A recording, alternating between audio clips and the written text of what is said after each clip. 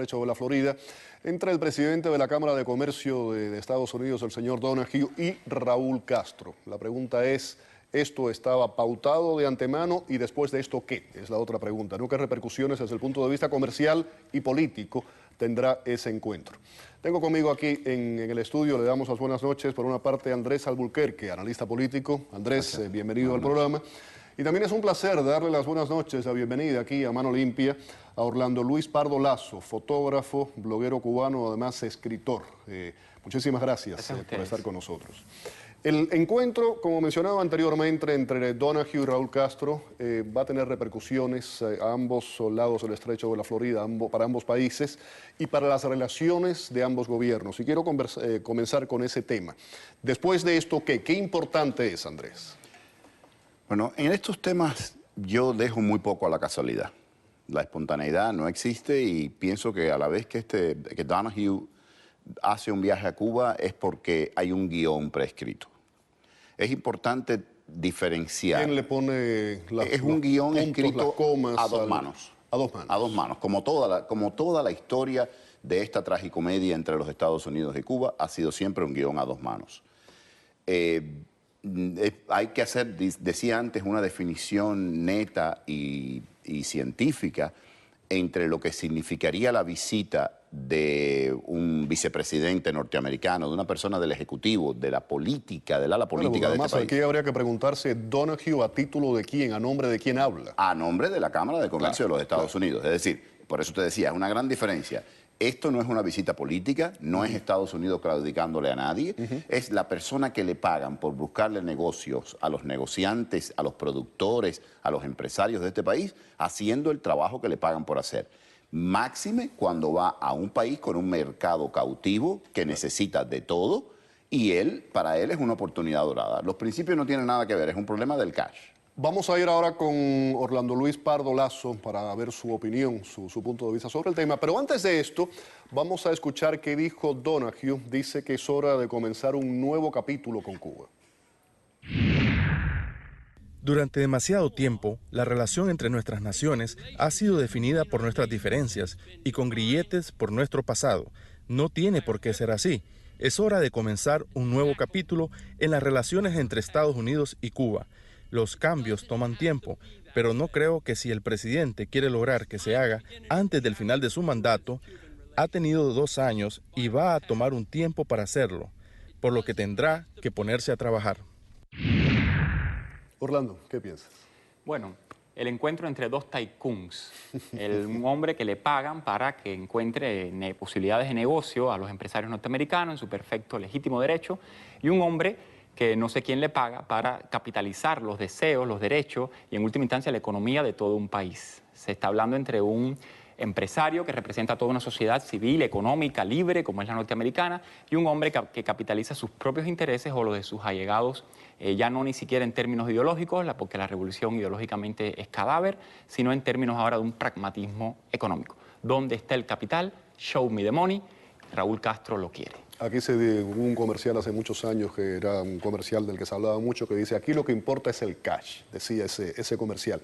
Orlando, los temas son inversiones, embargo, cambios, las presuntas reformas en Cuba, todo eso enfocado desde el punto de vista comercial. Ahora, y te digo eso porque sé que tú estuviste en Cuba hasta hace muy poco. ¿Qué pasa con la dictadura?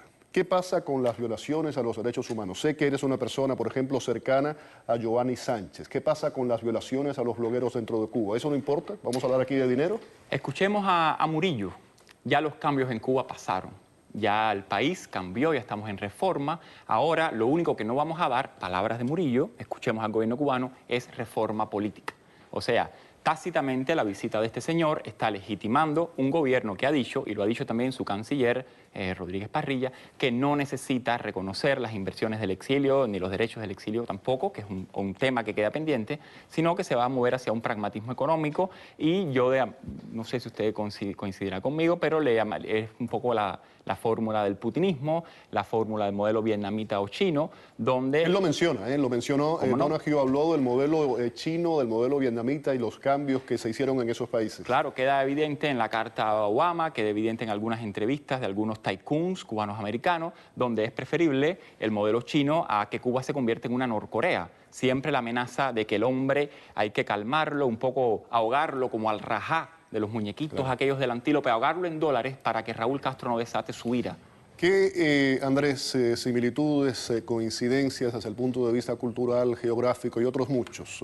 ¿Podemos hacer un paralelismo, una similitud entre Vietnam, entre China y Cuba? La única similitud que yo encuentro es que los medios fundamentales de producción estuvieron en los primeros dos países que mencionabas hasta hace poco en manos del Estado y poco a poco han ido socializándose y cayendo en manos privadas. En Cuba esto no ha ocurrido y no creo que ocurra mientras Raúl esté vivo. Debemos tener una cosa bien clara. Las pseudo reformas que se han hecho en Cuba ha sido para lograr garantizar que Raúl Castro se muera sin enfrentarla a la justicia. Es decir, para evitar una explosión social que pueda dar el traste con su plan, con el plan que él tiene concebido. Me llamaba mucho la atención cuando oía hablar a Donahue a través de la traducción que era hora que dejáramos nuestra diferencia. Estados Unidos y Cuba nunca han tenido ninguna diferencia. El problema de Estados Unidos, que es el país donde yo vivo, y yo soy americano como todos nosotros, pero viéndolo objetivamente, científicamente, Estados Unidos lo que ha hecho es que en 2 o 3 veces se ha intrometido en los asuntos cubanos apostando al caballo perdedor. Estados Unidos fue el que sacó a Batista patada para poner este trasnochado. Es decir, aquí no se trata de las diferencias entre Cuba y Estados Unidos, se trata entre la diferencia Y vamos a hablar claro, desde el punto de vista comercial, a la Cámara de Comercio, a muchos comerciantes estadounidenses, le conviene tal y como se ha establecido todo en Cuba. El status quo. Claro. Pero lo que te decía, Estados Unidos puso allí a una persona que suponía que iba a vigilar sus intereses, el hombre sintió tentación cuando vio el poder, dobló por tercera y los madrugó. La diferencia la tienen ellos con el dictador, no es un problema entre Cuba y Estados Unidos. Pero además, a él le conviene cómo están las cosas, a la Cámara del Comercio individualmente. Hablo en términos de conveniencia y en términos financieros. Claro. Estoy dejando a un lado los principios y otras consideraciones. Donahue habló en la Universidad de La Habana. Yo mencionaba anteriormente que tenía recuerdo de Jimmy Carter, que habló ahí, y Abulcar, que me estaba comentando que también Jesse Jackson hizo una locución. Creo que son los únicos estadounidenses que han hablado en ese foro en los últimos 50 años. Dice, y esto quiero saber tu opinión, en un momento determinado le dice a Raúl Castro, le dice al régimen, le dice que dependiendo del acuerdo, de las relaciones entre Washington y La Habana, entre Estados Unidos y Cuba, de esa forma se comportarán los inversionistas del resto del mundo. O sea, la relación con Estados Unidos es un garante. Me parece maravilloso porque es el triunfo final del antinacionalismo, del anexionismo, que siempre fue una de las características de la Revolución Cubana, funcionando por reacción, teniendo ese enemigo, archienemigo, con un discurso patriotero y nacionalista, para ahora caer rendido a los pies del capital. Ya no solamente el Che Guevara y una serie de íconos son pura mercancía pop, sino que la propia revolución va a ser un producto más de mercancía en este gran imperio que es los Estados Unidos como monstruo comercial. O sea, finalmente, después de tanto tiempo, no sé, permíteme hacer una cita poética en las canciones de Carlos Varela, valió la pena los miles de fusilados, los miles de encarcelados, la violencia que ejerció el Estado contra la población y que sigue ejerciendo mediante un apartheid, en el cual este señor puede hablar en la Universidad de La Habana, pero no puede hablar un economista cubano exiliado como puede ser Carmelo Mesa Lao, que le acaban de negar la entrada a su país. O sea, es el triunfo del pragmatismo económico sobre cualquier moralidad en política. Eso de alguna manera lapida el fenómeno. Y es lo que siempre fue. Y es lo que siempre fue. Ahora simplemente nos quitamos las máscaras. Exacto. Somos capitalistas de Estado.